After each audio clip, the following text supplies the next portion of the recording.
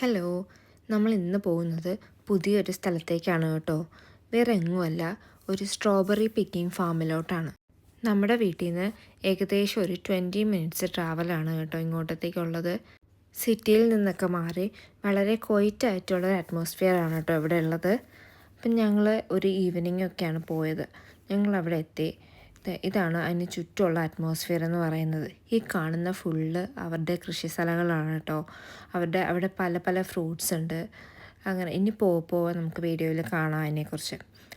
ഇവിടെ വന്നുകൊണ്ട് നമ്മൾ ആദ്യം അവരുടെ ഒരു റിസപ്ഷൻ എന്ന് പറയാൻ പറ്റത്തില്ല, ഒരു കുഞ്ഞൊരു സെക്ഷനുണ്ട്. ഇങ്ങോട്ടത്തേക്കാണ് കേട്ടോ ആദ്യം പോയത്.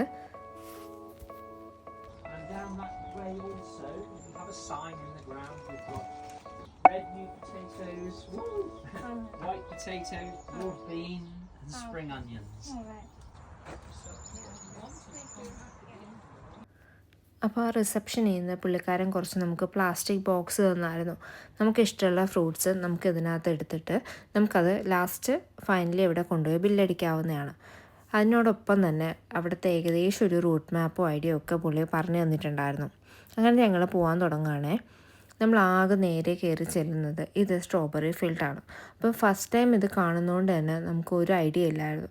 നോക്കിയപ്പം അവിടെ കുറച്ച് പേര് ഓൾറെഡി ഉണ്ടായിരുന്നു. അങ്ങനെ പോയി നോക്കിയപ്പോഴാണ് നമ്മുടെ ഈ കുഞ്ഞു ചെടിയാണ് സ്ട്രോബെറിയുടെ എന്ന് പറയുന്നത്. അപ്പം അതിൻ്റെ മൂട്ടിലായിട്ടാണ് ഈ സ്ട്രോബെറി കിളുത്ത് നിൽക്കുന്നത്. നമുക്ക് ഈ വീഡിയോ നോക്കിയാൽ അറിയാം.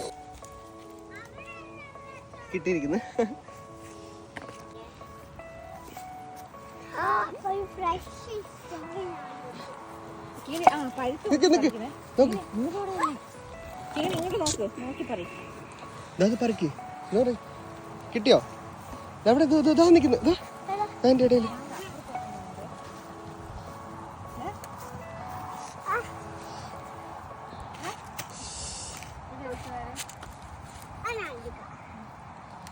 നല്ല ഫ്രഷ് ആയിട്ടുള്ള അടിപൊളി ടേസ്റ്റുള്ള സ്ട്രോബെറീസാണ് കേട്ടോ.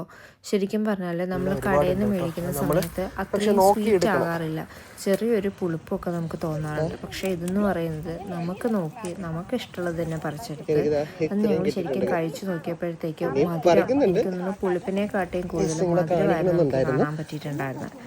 കിങ്ങിണി പറിക്കുന്ന സമയത്ത് ഏകദേശം 1-2 എണ്ണത്തിൻ്റെ മൂടോടെയൊക്കെ പിഴുത് വന്നായിരുന്നു. അപ്പം ഞങ്ങൾ അങ്ങനെ അവിടെ നിന്ന് കുറേ ഇതൊക്കെ പറിച്ച് കുറേ ഫോട്ടോസൊക്കെ എടുത്ത് കിങ്ങിണിക്ക് ഒരു ബാസ്ക്കറ്റ് കൊടുത്തിട്ടുണ്ടായിരുന്നു. നമ്മൾ അവളുടെ ഇഷ്ടത്തിന് ഇങ്ങനെ ഓരോന്ന് പറക്കിയിട്ട് കൊണ്ടുവരുമായിരുന്നു.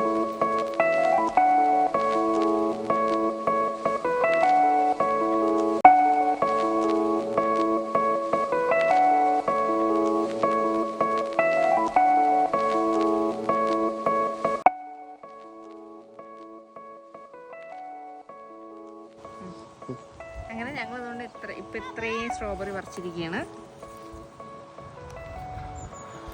ഇനി ഇഷ്ടം പോലെ ഉണ്ട്.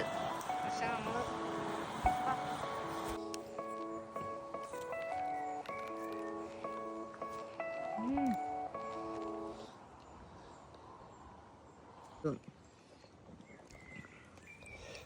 അങ്ങനെ അവിടെ നിന്ന് അത്യാവശ്യം സ്ട്രോബെറിയൊക്കെ പറിച്ച് ഒക്കെ ടേസ്റ്റൊക്കെ ചെയ്ത് നോക്കിയിട്ട് ഞങ്ങൾ അവിടെ നിന്ന് വേറെ സ്ഥലത്തോട്ട് പോകാൻ തുടങ്ങി കേട്ടോ. സ്ട്രോബെറി അതിൻ്റെ സൈഡിൽ തന്നെ അടുത്ത പുതിയ ഫ്രൂട്ടിൻ്റെ ഫീൽഡിലോട്ട്. അപ്പം പിന്നെ ഇതിനിടയ്ക്ക് ഞങ്ങളുടെ കുറേ ഫോട്ടോഷൂട്ടും പ്രദർശനവും ഒക്കെ ഉണ്ടായിരുന്നു.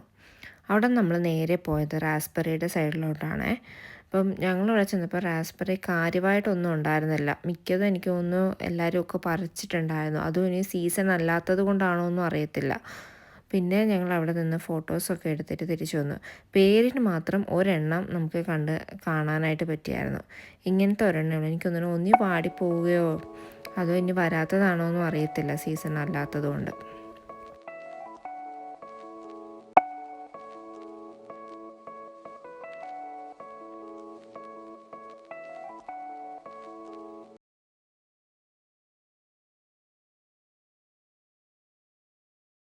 നെക്സ്റ്റ് പോയത് ബ്രോഡ് ബീൻസിൻ്റെ സെക്ഷനിലോട്ടാണ്. നമ്മുടെ നാട്ടിലത്തെ ബീൻസ് അറിയാലോ, നല്ല കുഞ്ഞതായിട്ടല്ലേ ഇരിക്കുന്നത്. പക്ഷെ ഇവിടുത്തത് അത്യാവശ്യം വണ്ണത്തിലൊക്കെ ഉള്ള ബീൻസാണ്. ഞാൻ ആദ്യമായിട്ടാണ് ഇങ്ങനത്തത് കാണുന്നത്. അപ്പം ഞങ്ങൾ അവിടെ നിന്നും കുറച്ചിങ്ങനെ പറിച്ചിട്ടുണ്ടായിരുന്നു. വീട്ടിൽ പോയിട്ട് കറി വെച്ച് നോക്കാമല്ലോ എന്ന് പറഞ്ഞിട്ട്. പിന്നെ പോയത് റുബാർബ എന്ന് പറഞ്ഞ സൈഡിലോട്ടാണ്. അവിടെ എന്താണെന്ന് എനിക്കൊന്നും പ്രത്യേകിച്ച് കാണാൻ പറ്റിയില്ല. ഞാൻ ആദ്യമായിട്ടാണ് ഈ സംഭവം കേൾക്കുന്നത് തന്നെ. അറിയാമെന്നുള്ള ആരെങ്കിലും ആണെങ്കിൽ കമൻറ്റ് ചെയ്തേക്കണേ. പിന്നെ ഞങ്ങളവിടെ ബ്ലാക്ക്ബെറി കണ്ടായിരുന്നു. അതൊന്നും ഞങ്ങൾ പറിച്ചില്ല കേട്ടോ, കാര്യം അത് ഞങ്ങൾ അധികം കഴിക്കാറില്ല. ബ്ലാക്ക്ബെറി ഉണ്ട്, അതൊക്കെ ഇവർ ഇങ്ങനെ കൾട്ടിവേഷൻ നടക്കുന്നതേ ഉള്ളൂ. പിന്നെ ഗൂസ്ബെറി ഉണ്ട്. ഗൂസ്ബെറി ഒക്കെ എനിക്ക് തോന്നുന്നു സെയിം അവിടെ ഇല്ലാത്തതാണോ അതോ ഇനി സീസൺ ആയതുകൊണ്ട് വരാത്തതാണോ ഒന്നും അറിയത്തില്ല. അങ്ങനെ അതൊന്നും വലുതായിട്ട് കാണാനായിട്ട് പറ്റിയില്ല. എന്തോന്നൊക്കെ കിട്ടി? ലാലിൻ്റെ ബാസ്ക്കറ്റാണ് ഇത്.